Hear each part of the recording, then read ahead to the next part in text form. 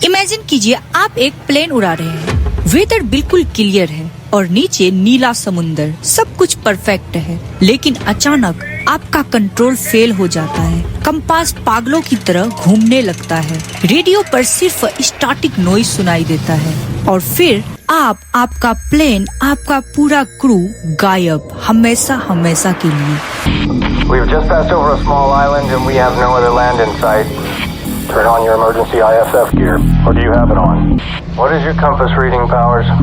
I don't know where we are. We must have gotten lost after that last turn. But one pilot could be heard declaring that the men had gotten lost after their last turn. ना कोई wreckage मिला, ना कोई bodies मिली और ना कोई clue. ये कोई हॉलीवुड मूवी का सीन नहीं है, ये रियल लाइफ है। Welcome to the world biggest unsolved mystery, the Bermuda Triangle. पिछले 100 सालों में यहाँ 100 से ज्यादा शिप्स और प्लेन्स हवा में खो चुके हैं। लोग कहते हैं यहाँ एलियन का बेस है, कुछ कहते हैं यहाँ एटलांटिस सिटी है जो शिप्स को नीचे की तरफ खींच लेती है। कुछ लोग मानते हैं यहाँ टाइम ट्रेवल के पोर्टल्स खुलते हैं, लेकिन असली सच क्या है? आज की वीडियो में हम इन सभी थ्योरीज का पोस्टमार्टम करके निकालेंगे साइंस के पीछे का वो खौफनाक सच और देखेंगे वो डरावनी कहानियाँ जो शायद आपने कभी एक्सपेक्ट भी नहीं किया था। क्या ये वाकई कोई डेविल ट्रायंगल है या बस एक स्कैम? सीट बेल्ट बांध लीजिए क्योंकि आज की वीडियो में हम इतिहास का वो पन्ना पलटने जा रहे हैं जो पिछले 100 सालों से समुद्र की गहराई में दफन है। पहले हम जान लेते हैं ये जगह है कहाँ।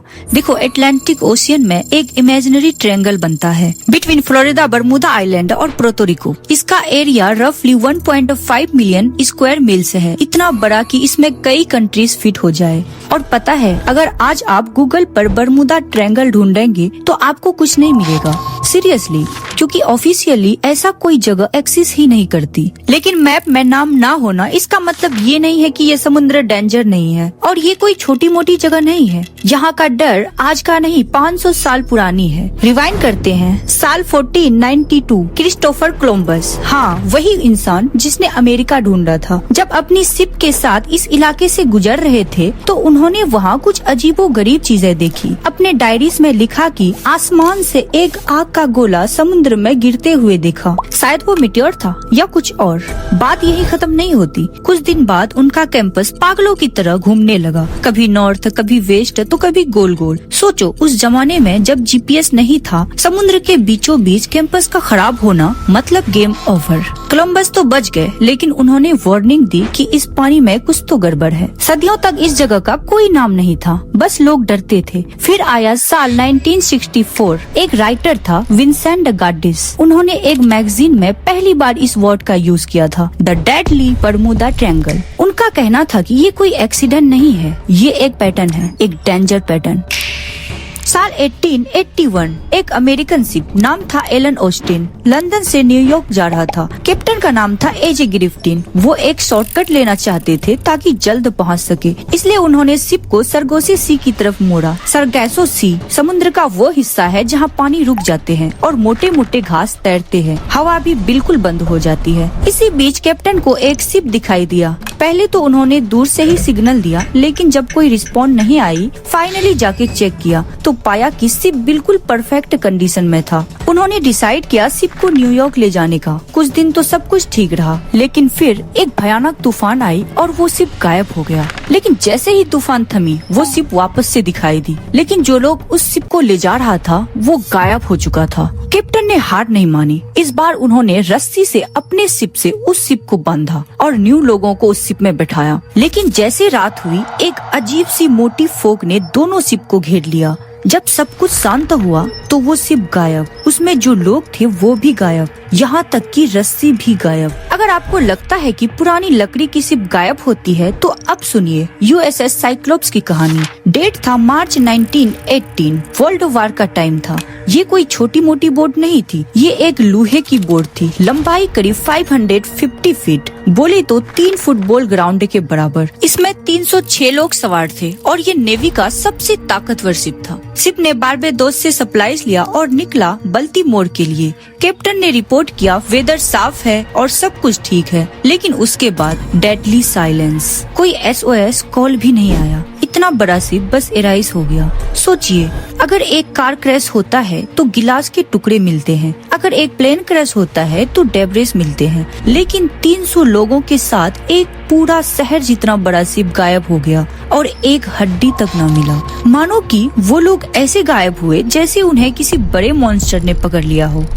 चलो अब बात करते हैं उस केस की जिसने बरमूदा ट्रायंगल को दुनिया का सबसे बड़ा मिस्ट्री बना दिया। फ्लाइट 19 ये बहुत ही फेमस केस है। डेट था दिसंबर 1945। उस प्लेन में कई एक्सपीरियंस पायलट थे। वो शायद रूटीन ट्रेनिंग में था, सब कुछ नॉर्मल था। फिर अचानक चार्ल्स टेलर की आवाज रेडियो पर सुनाई दी। Both my compasses are out and I'm trying to find Fort Lauderdale, Florida.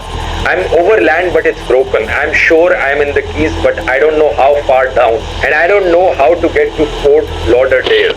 उसका कैंपस गोल गोल घूम रहा था।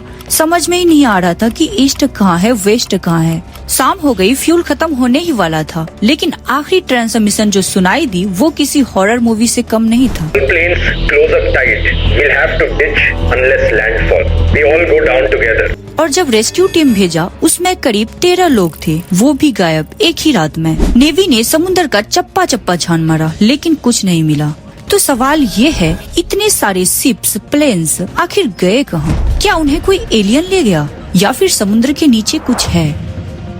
लोगों ने इस पे बहुत सारे कहानियां जैसी थ्योरीज दी, जिसे सुनकर कुछ पल के लिए आपका भी दिमाग घूम जाएगा। क्या आपने एटलांटिस का नाम सुना है? लेजेंड्स कहते हैं हजारों साल पहले एक ऐसी एडवांस सिविलाइजेशन थी जिसके पास ऐसे टेक्नोलॉजी था जो आज हमारे पास भी नहीं है। लेकिन एक दिन वो पूरा का पूरा शहर समुद्र में डूब गया। कुछ रिसर्चर्स मानते हैं कि एटलांटिस बिल्कुल बरमूदा ट्रायंगल के नीचे दफन है। इस थ्योरी के हिसाब से एटलांटिक के लोग पावर जनरेट करने के लिए एनर्जी क्रिस्टल का यूज करते थे और शायद वो बटन समुद्र के नीचे आज भी एक्टिव है।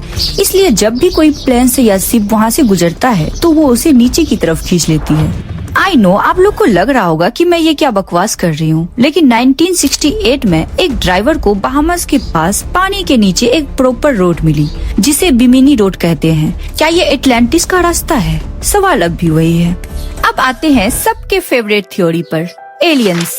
लेकिन आसमान से आने वाले एलियंस नहीं, हम बात कर रहे हैं ऐसे एलियन शिप जो आसमान में नहीं समुद्र के अंदर तैरती है। 2016 में एक बोट कैप्टन टोनी रॉबर्ट्स अपने दोस्त के साथ फ्लोरिडा के पास फिशिंग कर रहे थे। अचानक उनकी बोट एक साइड झुकने लगी। जब उन्होंने देखा तो वहाँ एक ग्लोइंग ऑब्जेक्ट घूम रहा था और उसकी स्पीड किसी भी सबमरीन से 10 गुना ज्यादा थी। इंसानों द्वारा बनाई गई टेक्नोलॉजी तो इतना स्पीड पानी के अंदर सोच भी नहीं सकता। तो क्या बरमूदा ट्रायंगल इन एलियंस का अंडरग्राउंड पार्किंग लॉट है? एलियन और एटलांटिस सिटी सुनने में मूवी की कहानियां लगती है, लेकिन एक थ्योरी और है जिसे सबसे ज्यादा रियल माना जाता है, क्योंकि ये उस इंसान का थ्योरी है जो इस बरमूदा ट्रायंगल के चक्र से जिंदा वापस आए हैं। बात है 1970 की। एक पायलट ब्रस जर्नन जो बहामास से फ्लोरिडा के लिए उड़ान भरते हैं। पहले तो सब कुछ ठीक था, लेकिन अचानक उसके प्लेन के आगे अजीब सा बादल घेर लिया जिसके अंदर टनल थी। ब्रूस के पास कोई और ऑप्शन नहीं था, उसने प्लेन को उस टनल के अंदर घुसा दिया। अंदर घुसते ही उसका कैंपस पागलों की तरह गोल गोल घूम रहा था। हर तरफ अजीब सी इलेक्ट्रॉनिक फ्लैक्स हो रही थी। फिर 3 मिनट बाद ब्रूस का प्लेन उस टनल से बाहर निकल गया। लेकिन यहाँ एक चीज अजीब हुई। जिस सफर को पूरा करने में कम से कम 30 से 40 मिनट लगना चाहिए था, ब्रूस ने वो सिर्फ 3 मिनट में पूरा कर लिया। ये कैसे पॉसिबल है? साइंस कहती है ये टाइम वॉर्प था। अगर ग्रेविटी स्पेस और टाइम को बेंड कर दे तो आप एक जगह से दूसरी जगह टेलीपोर्ट हो सकते हैं। मतलब कि बरमूदा ट्रायंगल एक ऐसी जगह है जहाँ टाइम नॉर्मल तरीके से काम नहीं करता। तो क्या फ्लाइट 19 के पायलट्स मरे नहीं थे, बल्कि किसी और टाइम, किसी और डिमेंशन में चले गए, जिसे हम पोर्टल्स कहते हैं? दिमाग घूम गया ना? ये थ्योरी इतना फैसिनेटिंग है कि हम चाहते हैं कि ये सच हो। हमें नॉर्मल बातों में मजा कहाँ आता है। अब आते हैं पिक्चर के क्लाइमैक्स पे, क्योंकि हर जादू के पीछे एक लॉजिक छुपा होता है। आगे बढ़ने से पहले एक ट्विस्ट सुनो। आपको लगता होगा कि बरमूदा ट्रायंगल एक ऐसा लौता जगह है जहाँ पे ऐसे एक्सीडेंट्स होते हैं, लेकिन आप गलत हो। ऐसे और भी कई जगह है जैसे कि जापान में लोग क्लेम करते हैं एक समुद्र है जिसके नीचे बहुत बड़ा ड्रैगन रहता है जो शिप को निगल लेता है, इसलिए उस जगह को ड्रैगन्स ट्रायंगल कहते हैं। लेकिन सवाल ये है, जब और भी जगह ऐसे घटना होते हैं तो फिर सिर्फ बरमूडा ट्रायंगल ही इतना फेमस क्यों है? वेल, इसके पीछे का मेन रीजन है वो मिस्ट्री बुक्स एंड मूवीज। जब फ्लाइट 19 और USS साइक्लोप्स जैसे शिप गायब हुए थे तो लोग काफी पागल थे रहस्य और एलियंस को लेकर। 1974 में जो बुक निकली थी, क्या आपको पता है उस बुक की कितनी कॉपी बिकी? 20 मिलियन से भी ज्यादा। भाई साहब, बुक राइटर ने मिस्ट्री सॉल्व की या नहीं ये तो पता नहीं, पर अपने बैंक बैलेंस जरूर सॉल्व कर लिया। उसके बाद तो लाइन लग गई, हर साल एक न्यू थ्योरी, हर साल एक न्यू फिल्म छापती रही। सोचिए, जब एक झूठ से एक पूरी इंडस्ट्री चल रही हो और करोड़ों का डॉलर्स बन रहे हो तो कौन बेवकूफ चाहेगा आकर सच बताना?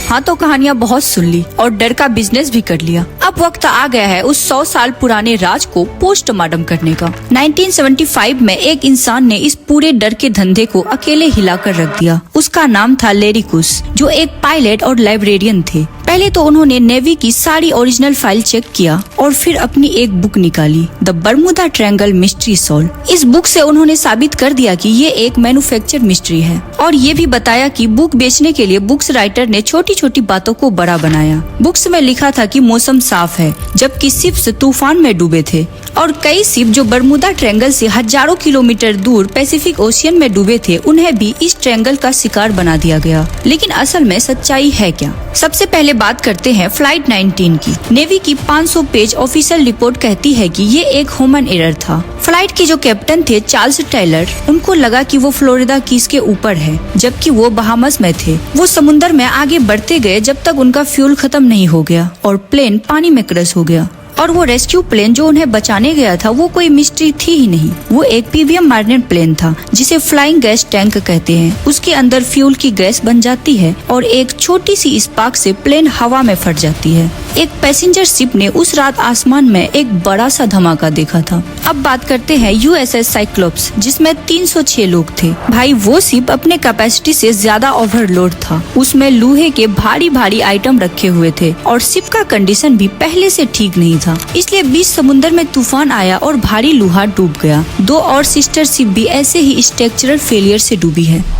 अब भी आप सोच रहे होंगे, अगर एलियन नहीं है तो जो शिप्स डूबते हैं या प्लेन क्रश होता है तो उसका नामो निशान तक क्यों नहीं मिलता? वेल, इस इलाके में 4 रियल मॉन्स्टर रहते हैं जिसका नाम साइंस के किताबों में भी दर्ज है। इनमें से पहला कातिल है द गल्फ स्ट्रीम। ये समुद्र के अंदर गर्म पानी की एक बहुत तेज नहर है। जब कोई शिप डूबता है या प्लेन क्रश होता है तो ये मिनटों में सारे रैगेज को बहाकर हंड्रेड्स ऑफ मील दूर ले जा फेंकता है, इसलिए कुछ नहीं मिलता। दूसरा सबसे बड़ा डर है रॉक वेव्स। ओशियनोग्राफर डॉक्टर साइमन बॉक्सल और लैब सिमुलेशन कंफर्म करती है कि जब यहाँ अलग अलग दिशाओं से तूफान आता है तो अचानक समुद्र के अंदर पानी की 100 फीट ऊंची दीवार बन जाती है और ये दीवार इतनी ताकतवर होती है कि किसी भी प्लेन या शिप को 10 मिनट में तोड़ मरोड़ दे। और फिर आता है तीसरा, कंपास का खराब होना। ये कोई जादू नहीं है, ये दुनिया की उन 2 जगहों में से एक है जहाँ ट्रू नॉर्थ और मैग्नेटिक नॉर्थ एक लाइन में आ जाता है। पुराने जमाने में जब GPS नहीं था तो नेविगेटर्स को कैलकुलेशन करनी पड़ती थी। एक छोटी सी गलती और आप सीधे समुद्र के बीच गुम। अगर आपको अभी भी लगता है कि बरमूडा ट्रायंगल डेंजरस है तो इन फैक्ट को ध्यान से सुनिए। नोआ और US कोस्ट गार्ड कहते हैं कि यहाँ शिप्स डूबने का रेट दुनिया के किसी भी बिजी ओशियन से ज्यादा नहीं है। नंबर ज्यादा लगता है क्योंकि यहाँ ट्रैफिक बहुत ज्यादा होता है। WWF ने 2013 में दुनिया के टॉप 10 सबसे डेंजर वाटर की लिस्ट निकाली थी। बरमूडा ट्रायंगल उस लिस्ट में दूर दूर तक कहीं नहीं था। हमें इतना तो समझ आ गया है कि ये समुद्र डेंजरस नहीं है, पर मीथ आज भी जिंदा है क्योंकि सच अक्सर बोरिंग होता है और मिस्ट्री हमेशा बिकती है। नोआ ने ठीक ही कहा था, समुद्र अपने आप में इतना डेंजरस है कि उसे किसी भी साइंस फिक्शन या एलियन की जरूरत नहीं है। बरमूडा ट्रायंगल का राज तो हमने खोल दिया, लेकिन आप किस पे बिलीव करते हैं? वो थ्रिलिंग एलियंस स्टोरी पे या साइंस की कड़वी सच पे? अपनी थ्योरीज कमेंट में जरूर बताना। अगर आपको ये मिस्ट्री पसंद आई हो then don't forget to hit the like button. Subscribe करके बेल आइकन प्रेस कर लो ताकि ऐसे ही इंटरेस्टिंग मिस्ट्री देखने को मिले। मिलते हैं अगली वीडियो में एक और न्यू रहस्य के साथ। तब तक स्टे क्यूरियस, स्टे लॉजिकल और पानी से थोड़ा दूर रहना।